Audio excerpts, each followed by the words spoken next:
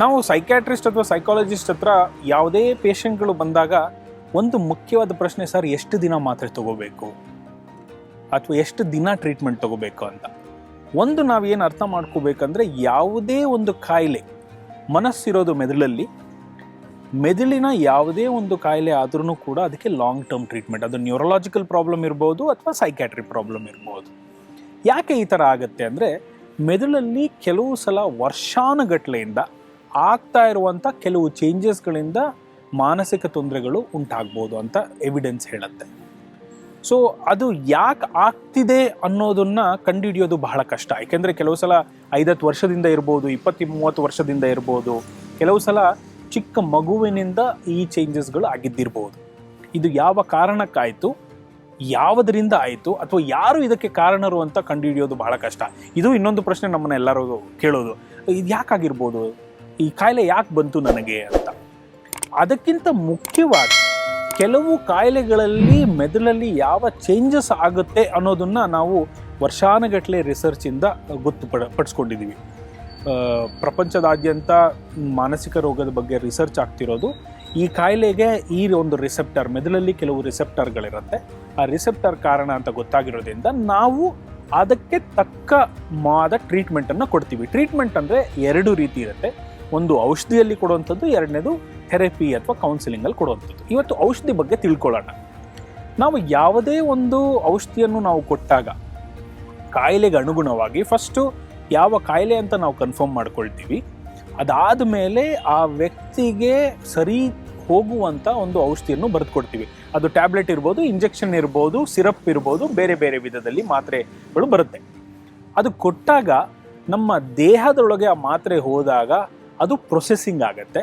Processing ಆಗಿ ಮೆದುಳಿಗೆ ಹೋಗುವಂಥದ್ದು ನಾವು ಕೊಟ್ಟಿದ್ದಕ್ಕಿಂತ ತುಂಬ ಚಿಕ್ಕ ಅಂಶ ಅಷ್ಟೇ ಮೆದುಳಿಗೆ ಹೋಗುತ್ತೆ. ಅದರಿಂದ ಮೆದುಳಿಗೆ ಹೋಗೋ ಅಂಶ ತುಂಬ ಕಮ್ಮಿ ಇರೋದ್ರಿಂದ, ಒಂದು ನಾವು ದಿನ ಮಾತ್ರೆ ಕೊಡಬೇಕು, ಲಾಂಗ್ ಟರ್ಮ್ ಕೊಡಬೇಕು. ಆ ಮೆದುಳಿಗೆ ಹೋದ್ಮೇಲೆ ಅದು ಒಳಗಡೆ, ಬ್ರೈನ್ ಒಳಗಡೆ ಕೆಲವು ಚೇಂಜಸ್ನ ಮಾಡುತ್ತೆ. ಆ ಚೇಂಜಸ್ಸು ಸ್ಟೆಬಿಲೈಸ್ ಆಗಬೇಕು. ಅದರಿಂದ ಯಾವುದೇ ಒಂದು ಮಾನಸಿಕ ಕಾಯಿಲೆಗೆ ನಾವು ಟ್ರೀಟ್ಮೆಂಟ್ ಕೊಟ್ಟಾಗ ಮಿನಿಮಮ್ ಅಂದ್ರೂ ಕೆಲವು ವಾರಗಳು ಕೊಡ್ತೀವಿ, ಮ್ಯಾಕ್ಸಿಮಮ್ ಅಂದರೆ ಜೀವನ ಪರ್ಯಂತ ಅಥವಾ life time treatment, life long treatment ಕೊಡುವಂಥ ಸಾಧ್ಯತೆ ಇರುತ್ತೆ. ಕೆಲವು ಸಲ ಪೇಷಂಟ್ಗಳು 6 ತಿಂಗಳು 1 ವರ್ಷದಲ್ಲಿ ಇಂಪ್ರೂವ್ಮೆಂಟ್ ಆದಾಗ ನಾವು ಅದನ್ನು ಕಡಿಮೆ ಮಾಡಿ ನಿಲ್ಲಿಸಲಿಕ್ಕೆ ಪ್ರಯತ್ನ ಪಡ್ತೀವಿ. ಅದು ಪ್ರಯತ್ನ ಪಟ್ಟಾಗ ಸರಿ ಹೋಗಲಿಲ್ಲ, ಪುನಃ ಕಾಯಿಲೆ ಅಂಶ ಜಾಸ್ತಿ ಆಗ್ತಿದೆ ಅಂದಾಗ ಪುನಃ ನಾವು ಔಷಧಿನ ನಾರ್ಮಲ್ ಡೋಸಿಗೆ ತೊಗೊಂಡೋಗಿ ಇನ್ನೂ ಲಾಂಗ್ ಟರ್ಮ್ ಕೊಡುವಂಥ ಅವಶ್ಯಕತೆ ಇರುತ್ತೆ. ಕೆಲವು ಸಲ ಇನ್ನೊಂದು ಏನಾಗುತ್ತೆ ಅಂದರೆ, ನಾವು ನಿಲ್ಲಿಸ್ತೀವಿ, ಕಾಯಿಲೆ ಪುನಃ ಬರುತ್ತೆ, ಟ್ರೀಟ್ಮೆಂಟ್ ಮಾಡ್ತೀವಿ, ಪುನಃ ನಿಲ್ಲಿಸ್ತೀವಿ, ಕಾಯಿಲೆ ಬರುತ್ತೆ. ಆ ಥರ ಆದಾಗ ಕಾಯಿಲೆ ಪುನಃ ಬರಬಾರ್ದು ಅಂತ ಕೆಲವರಿಗೆ ನಾವು ಲೈಫ್ ಲಾಂಗ್ ತಗೊಳ್ಳಿ ಅಂತ ಹೇಳ್ತೀವಿ. ಕೆಲವು ಸಲ ಜನರಲ್ಲಿ ಮೂಢನಂಬಿಕೆ ಹೇಗಿರುತ್ತೆ ಅಂದರೆ, ಯಾವುದೇ ಸೈಕ್ಯಾಟ್ರಿ ಟ್ರೀಟ್ಮೆಂಟ್ ತೊಗೊಂಡ್ರೆ ಅದರಿಂದ ಕಿಡ್ನಿ ತೊಂದರೆ ಆಗಿಬಿಡುತ್ತೆ, ಲಿವರಿಗೆ ತೊಂದರೆ ಆಗಿಬಿಡುತ್ತೆ, ಅದರಿಂದ ನನಗೆ ಏನೋ ಪ್ರಾಣಕ್ಕೆ ಹಾನಿ ಆಗುತ್ತೆ, ಈ ಮಾತ್ರೆ ಮೇಲೆ ನಾನು ಡಿಪೆಂಡೆಂಟ್ ಆಗಿಬಿಡ್ತೀನೇನೋ, ಅಡಿಕ್ಟ್ ಆಗಿಬಿಡ್ತೀನೇನೋ ಅಂತ ಈ ಪ್ರಶ್ನೆಗಳು ಬರುತ್ತೆ. ಅದು ಒಂದು ರೀತಿಯ ಮೂಢನಂಬಿಕೆ. ಹೇಗೆ ನಾವು ಶುಗರ್ ಬಂದಾಗಲಿ ಅಥವಾ ಹೈಪರ್ ಟೆನ್ಷನ್, BP ಬಂದಾಗಲಿ ಮಾತ್ರೆನ ನಾವು ಲೈಫ್ ಲಾಂಗ್ ತೊಗೊಳ್ತೀವೋ, ಈ ಮಾತ್ರೆಗಳು ಕೂಡ ಅಷ್ಟೇ ಸೇಫ್. ಈ ಮಾತ್ರೆಗಳನ್ನು ಸಾವಿರಾರು ಜನಗಳು ತಗೊಂಡು ಇದರ ಸೇಫ್ಟಿ ಒಂದು ಕನ್ಫರ್ಮ್ ಆಗಿರೋದ್ರಿಂದ ಇದು ಲಾಂಗ್ ಟರ್ಮ್ ತಗೊಳ್ಳೋದ್ರಲ್ಲಿ ಏನೂ ತೊಂದರೆ ಇಲ್ಲ. ಕೆಲವು ಸಲ ಯಾವುದೇ ಮಾತ್ರೆಗೆ ಎಫೆಕ್ಟ್ ಇದ್ದಾಗ ಅದಕ್ಕೆ ಸೈಡ್ ಎಫೆಕ್ಟ್ ಕೂಡ ಇರುತ್ತೆ. ಆ ಸೈಡ್ ಎಫೆಕ್ಟ್ ಏನಾದರೂ ನೀವು ಅಬ್ಸರ್ವ್ ಮಾಡಿದಾಗ ಡಾಕ್ಟರ್ ಹತ್ರ ಹೋಗಿ ನಂಗೆ ಈ ಥರ ಸೈಡ್ ಎಫೆಕ್ಟ್ ಆಗ್ತಿದೆ, ನನಗೆ ಈ ಥರ ತೊಂದರೆ ಆಗ್ತಿದೆ ಅಂತ ಹೇಳಿದಾಗ ನಾವು ಅದನ್ನು ಅಡ್ಜಸ್ಟ್ ಮಾಡಿ ಸೈಡ್ ಎಫೆಕ್ಟ್ ಕಮ್ಮಿ ಅಥವಾ ಇಲ್ಲದೇ ಇರೋ ರೀತಿ ನಾವು ಮಾಡ್ಕೋಬೋದು.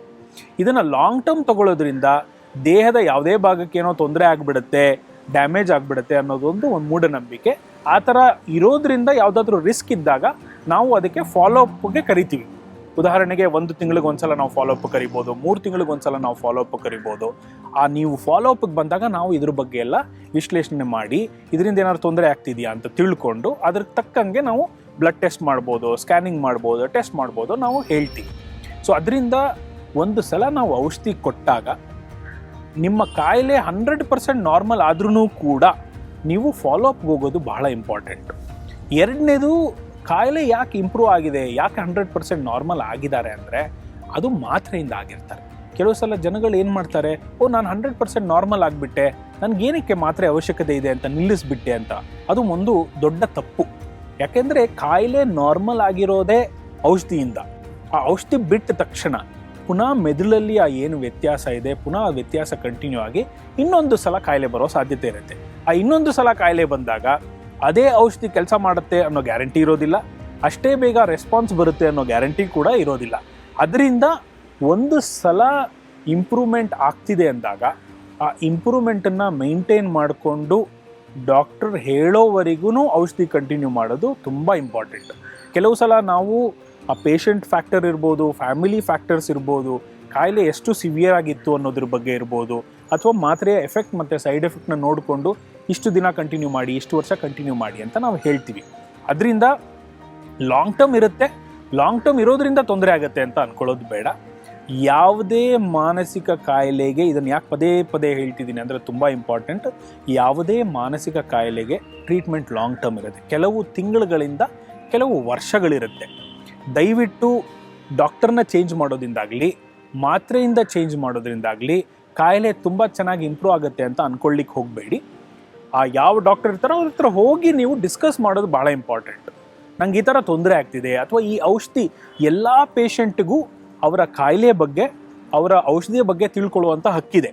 ಸೊ ಪೇಷಂಟ್ ಡಾಕ್ಟರ್ ಹತ್ರ ಹೋಗಿ ನನಗೆ ಈ ಮಾತ್ರೆ ಯಾಕೆ ಕೊಟ್ಟಿದ್ದೀರಿ, ಈ ಮಾತ್ರೆ ಹೇಗೆ ಕೆಲಸ ಮಾಡುತ್ತೆ, ಅಥವಾ ಈ ಕಾಯಿಲೆ ಯಾಕೆ ಬಂತು, ಅಥವಾ ಈ ಕಾಯಿಲೆ ಅಂದರೆ ಏನು, ಇದರಲ್ಲಿ ಗುಣಲಕ್ಷಣಗಳೇನು, ಅದ್ರ ಬಗ್ಗೆ ತಿಳ್ಕೊಳ್ಳೋದ್ರಿಂದ ಏನಾಗುತ್ತೆ, ನಿಮ್ಮ ಒಂದು ಅವೇರ್ನೆಸ್ ಕೂಡ ಇಂಪ್ರೂವ್ ಆಗಿ ಕಾಯಿಲೆ ಇನ್ನೂ ಚೆನ್ನಾಗಿ ರೆಸ್ಪಾಂಡ್ ಆಗೋ ಸಾಧ್ಯತೆ ಇರುತ್ತೆ. ಸೊ ಅದರಿಂದ ಯಾವುದೇ ವ್ಯಕ್ತಿ ಟ್ರೀಟ್ಮೆಂಟಲ್ಲಿ ಇದ್ದಾಗ ಅವರಿಗೆ ಡಿಸ್ಕರೇಜ್ ಮಾಡೋದು ಬೇಡ.